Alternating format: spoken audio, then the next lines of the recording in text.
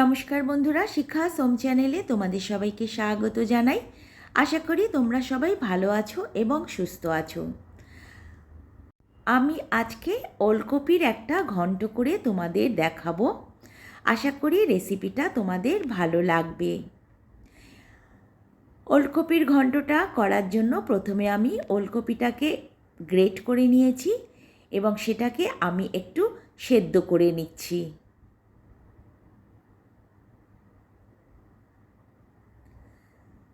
আমার সেদ্ধ করা হয়ে গেছে। আমি জলটাকে সরিয়ে আমি কপিটাকে এরম করে রেখেছি। এবার আমি কড়াইতে 1 চামচ সর্ষের তেল দিয়ে দিচ্ছি। এর মধ্যে 1/2 চামচ আমি 5 ফোড়ন দিয়ে দিলাম। 5 ফোড়নটাকে সামান্য একটু ভেজে নিয়ে আমি একটা বড় সাইজের আলু এরম ছোট করে কেটে নিয়েছি, সেটা 5 ফোড়নের সাথে একসাথে একটু ভেজে নেব।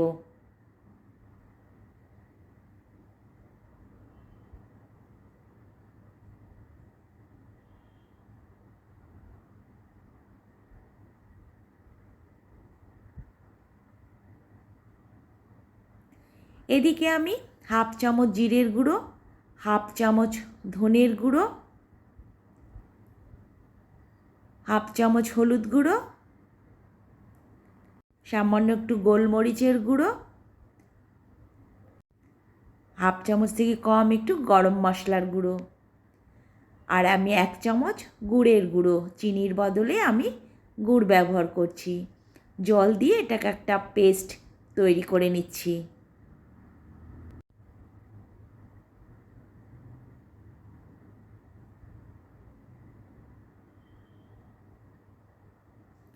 এবার আমি ওই পেস্টটা কড়াইতে আলুর মধ্যে দিয়ে দেব।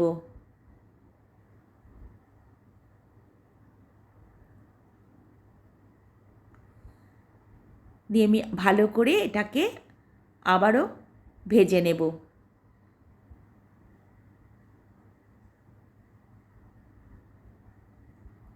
স্বাদ মতো আমি লবণ দিয়ে দিলাম।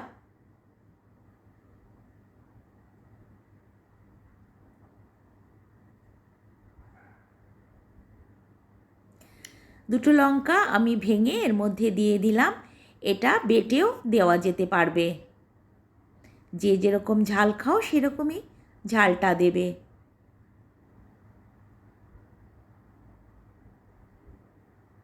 আলুটা আমার নরমই হয়ে গেছে।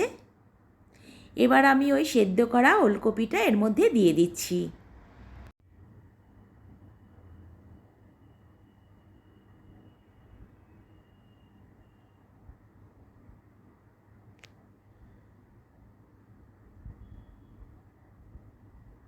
এবার ভালো করে সব কিছুর সাথে একসাথে আমি মিশিয়ে এটাকে ভাজবো।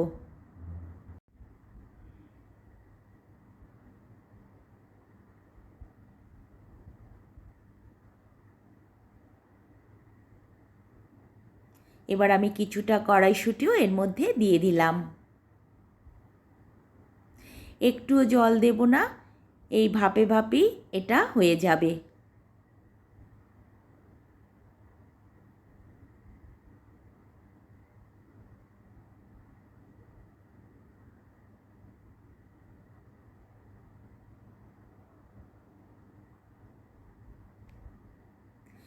সামান্য একটু কাশ্মীরি লঙ্কার গুঁড়ো দিচ্ছি কালার হওয়ার জন্য।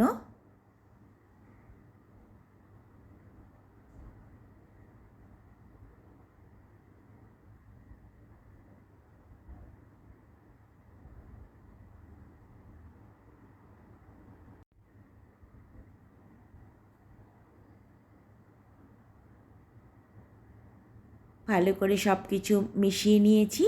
এবার আমি 3-4 মিনিটের জন্য এটা লো ফ্লেমে ঢেকে রাখবো। আমি 4 মিনিট বাদে ফিরে এলাম।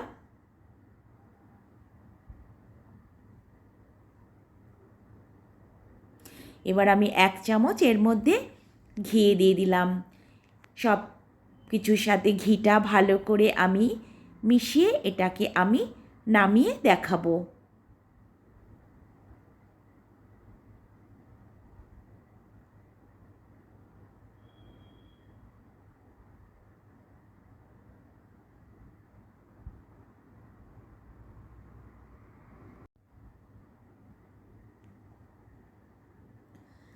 আমার ওলকপির ঘন্ট একদম রেডি সার্ভ করার জন্য।